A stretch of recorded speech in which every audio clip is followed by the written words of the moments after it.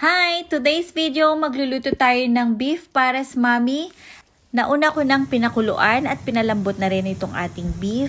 At i-separate natin yung sabaw nito. Then, set aside muna natin ito. Then, susunod, lagay natin yung onion, garlic, dry chili, bay leaves, black pepper at star anise. At bago yan, ilalagay muna natin dito. Bale, itong lagayin na to is ginagamit talaga dito sa Japan para sa mga sabaw.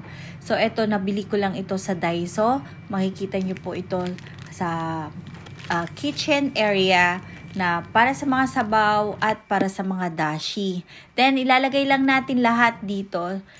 Maganda ito gamitin guys, lalo na sa mga mahilig magluto ng sabaw. Then, ayusin natin ito para hindi lumabas yung mga sibuyas, bawang, mga ingredients na nilagay natin. Then, tsaka na natin ilagay dito sa ating sabaw. At pakukuluan natin to ng another 5 minutes. Then, mag-add lang ako dito ng 2 teaspoon ng salt. Then, takpan natin ito at balikan natin to after 5 minutes.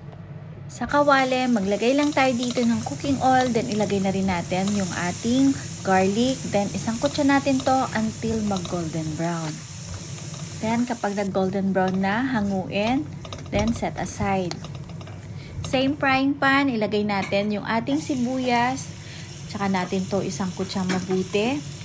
Then, kapag naisangkot siya natin to mabuti, maglagay na tayo dito ng bay leaves, star anise at ginger. Ang gamit ko palang ginger dito is dried ginger. Pwede kayong gumamit ng fresh ginger kung anong meron kayo. Then, eto, isangkot siya natin itong mabuti hanggang sa lumabas yung kanyang aroma. Then, mag-add na tayo dito ng 2 tablespoon ng brown sugar. Isangkot siya lang natin itong mabuti hanggang sa mag-caramelize yung brown sugar na nilagay natin.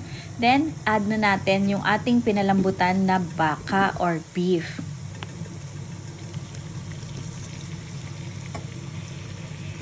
Sangkot siya lang natin itong mabuti para mas lalong sumarap. Or pwede rin kayo mag-add dito ng beef cubes. Then, kapag naisangkot siya na natin itong mabuti, pwede na natin dito ilagay ang 3 tablespoon ng soy sauce, 2 tablespoon ng oyster sauce, 1 cup ng beef broth. Yung pinagpakuluan natin kanina ng beef dito, kumuha lang tayo dito ng 1 cup. Then, haluin lang natin itong mabuti. Then, kapag na-combine at nahalo na natin itong mabuti, pwede na tayo dito maglagay ng cornstarch na hinalo sa tubig para mas lumapot yung ating beef pares. Then, haluin lang natin itong mabuti kapag malapot na. Mag-add tayo dito ng black pepper. Then, set aside.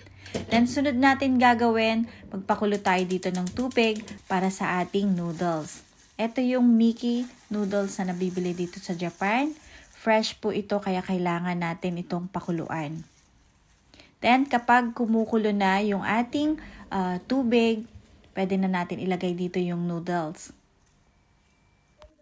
Pakukuluan ko lang ito ng 3 minutes. Then after 3 minutes, pwede na natin itong hanguin. Salain lang natin itong mabuti. Then, ready na. Ilagay na natin dito sa ating bowl. Ato, ready na rin yung ating sabaw.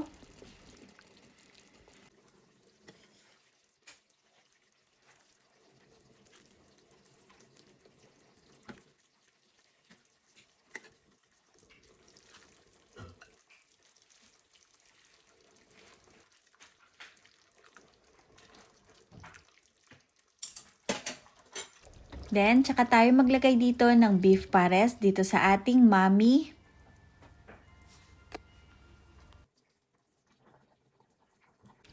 Then, tsaka tayo mag-add dito ng spring onions. And ito yung ating garlic.